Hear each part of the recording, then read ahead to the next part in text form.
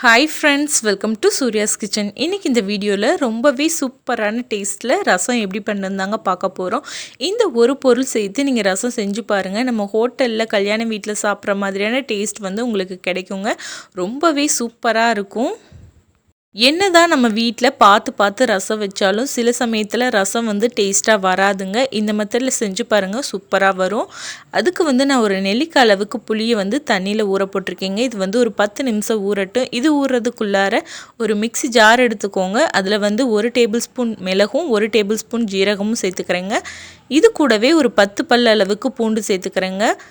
இந்த பூண்டு கூடவே நான் ஒரு 3 பச்சை மிளகா சேர்த்துக்கிறேங்க. சேர்த்துட்டு இது கூடவே ஒரு கொத்தளவுக்கு கருவேப்பிலை சேர்த்துக்கிறேங்க.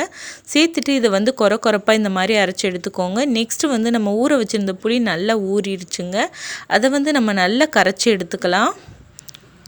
கை யூஸ் பண்ணியே நல்லா கரைச்சி எடுத்துக்கோங்க.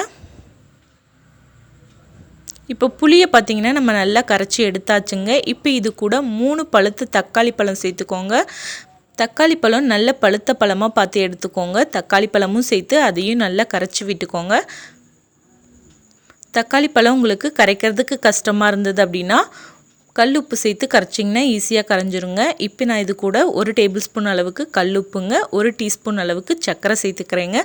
அந்த சர்க்கரை தாங்க நம்மளுக்கு ரசத்துக்கு டேஸ்ட் கொடுக்கும். ஏன்னா கல்யாண வீட்டில் அதுக்கப்புறமா ஹோட்டல்லாம் பார்த்தீங்கன்னா இந்த டிப்ஸ் தான் அவங்க ஃபாலோ பண்ணுறாங்க. இது கூடவே ஒரு 1/4 டீஸ்பூன் அளவுக்கு மஞ்சத்தூள் சேர்த்துக்கலாங்க. சேர்த்துட்டு கொஞ்சமாக கொத்தமல்லி தழை சேர்த்துக்கலாம். சேர்த்துட்டு இதை ஒரு தடவை நல்லா கலந்து விட்டுக்கலாங்க. நல்லா கலந்து விட்டுக்கோங்க. அதுக்கப்புறமா நான் ஸ்டவ் ஆன் பண்ணி அதில் ஒரு பாத்திரம் வச்சுருக்கேங்க. அதில் 2 டேபிள் ஸ்பூன் அளவுக்கு எண்ணெய் சேர்த்துக்கிறேங்க. எண்ணெய் சேர்த்துட்டு அது கூடவே 1 டீஸ்பூன் அளவுக்கு கடுகு சேர்த்துக்கிறேங்க. கடுகு நல்லா பொரியட்டுங்க. கடுகு பொரிஞ்சதுக்கப்புறமா ஒரு 1/4 டீஸ்பூன் அளவுக்கு வெந்தயம் சேர்த்துக்கோங்க. வெந்தயம் சேர்த்துட்டு வெந்தயமும் நல்லா பொரியட்டுங்க.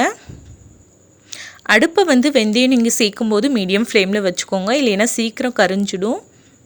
நெக்ஸ்ட்டு இது கூட 2 வரமிளகாய் 1 கொத்து கருவேப்பிலை சேர்த்துக்கிறேங்க. சேர்த்துட்டு இதை நம்ம ஒரு தடவை நல்லா கலந்து விட்டுக்கலாம். ஸ்பூன் வச்சு நல்லா கலந்து விட்டுக்கோங்க. அப்போ தான் நம்மளுக்கு நல்லா பொரிஞ்சு வரும். நெக்ஸ்ட்டு இது கூட நம்ம அரைச்சி வச்சுருந்த அந்த மிக்சர் இருக்குது பார்த்திங்களா, அதை நம்ம சேர்த்துக்கலாங்க.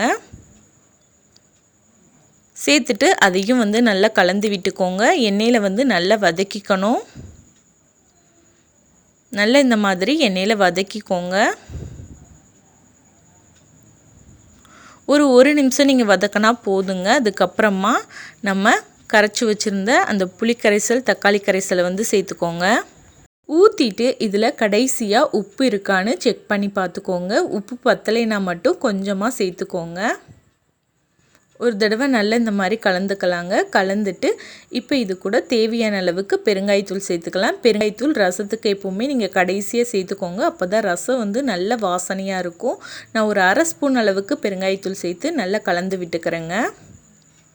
ரசம் நல்லா ஹை ஃப்ளேமில் வச்சுக்கோங்க. நல்லா நுர கட்டி வந்ததுக்கப்புறமா நம்ம அடுப்பை ஆஃப் பண்ணிக்கலாம்.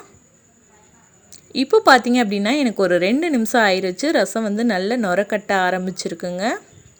நல்லா இந்த மாதிரி நுர பொங்கி வரும்போது நீங்கள் அடுப்பை ஆஃப் பண்ணிக்கோங்க. இப்போ நான் அடுப்பை ஆஃப் பண்ணிவிட்டு ரசத்தை வேறொரு பாத்திரத்துக்கு மாற்றிக்கிறேங்க. அவ்வளோதாங்க, நம்மளுடைய சூப்பரான டேஸ்டான ரசம் ரெடி ஆயிருச்சு. இந்த மாதிரி நீங்களும் உங்கள் வீட்டில் ஒரு தடவை செஞ்சு பாருங்கள். எல்லாருமே உங்களை பாராட்டுவாங்க. ரொம்ப சூப்பராக வருங்க.